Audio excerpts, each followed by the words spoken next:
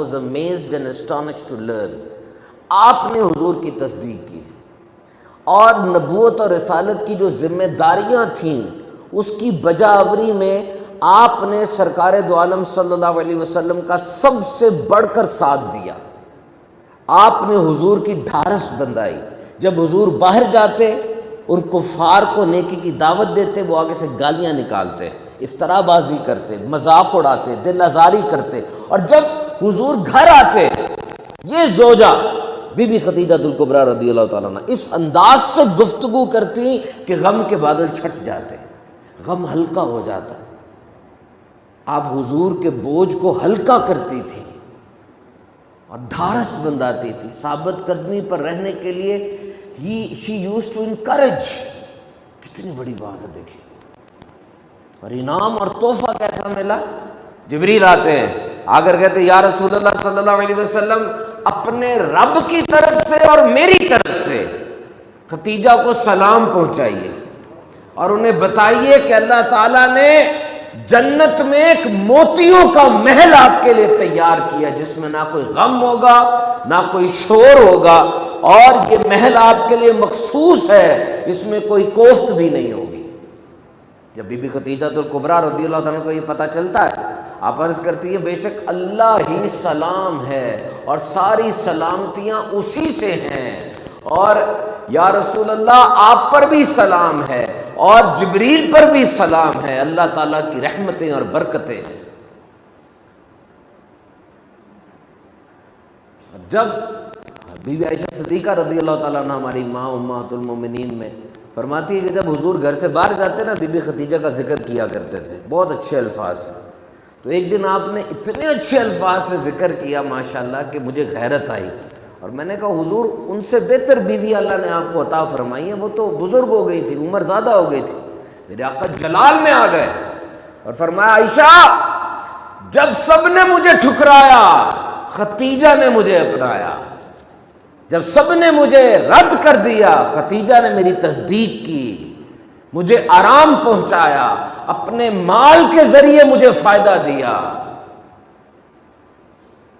اور حضور پاک صلی اللہ علیہ وسلم کے 3 شہزادے اور 4 شہزادیاں یعنی 7 آپ کی جو اولاد مقدسہ ہے وہ بی بی خدیجہ سے ہی ہیں. صرف حضرت ابراہیم جو ہیں وہ کسی اور زوجہ سے ہیں. تو یہاں پر ہمیں دیکھنا چاہیے کہ ایک بیوی کو اپنے شوہر سے کیسا معاملہ رکھنا چاہیے. دس از a thing to do and thing we can follow and we can preach our wives, our children, especially our daughters. امہات المومنین کا کردار یہ ہماری اولاد کے لیے اسوہ کامل ہے کہ اپنے مرد کی ویکنیسز کو اور اس کی جو باتیں ہیں اس کو شیئر کریں, اس کا حوصلہ بڑھائیں. فرمایا اگر میں کسی کے سجدے کا حکم دیتا تو عورت کو حکم دیتا کہ وہ اپنے مرد کو سجدہ کرے, کیونکہ مرد کے عورت کے جو شوہر کے حقوق ہیں وہ بہت زیادہ ہیں. یہ پوری حدیث کچھ اس طرح سے ہے کہ میرے آقا علیہ الصلوۃ والسلام کے دور میں ایک انصار کا اونٹ بگڑ گیا اور وہ بالکل پاگل ہو گیا. وہ نہ پانی اٹھاتا تھا نہ کھیتی کو کچھ کرتا تھا, تو وہ پھر کھیتی مرجھانے لگی اور جو کھجور تھے وہ بھی ختم ہونے لگے. کسی نے آ کے حضور پاک صلی اللہ علیہ وسلم کو بتایا کہ اس کا اونٹ پاگل ہو گیا ہے, بات نہیں سن رہا.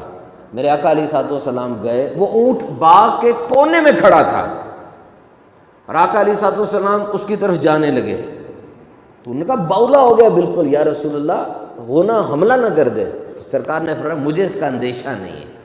حضور گئے, اس اونٹ نے جب زیارت کی آ کر سجدے میں گر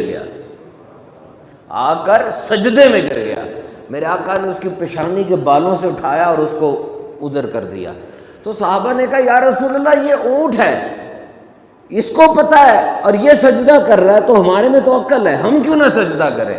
میرے آقا نے فرمایا نہیں, یہ لائق نہیں ہے کہ کوئی بشر کسی آدمی کو سجدہ کرے, اگر ہوتا تو میں عورت کو حکم دیتا کہ اپنے مرد کو سجدہ کرے.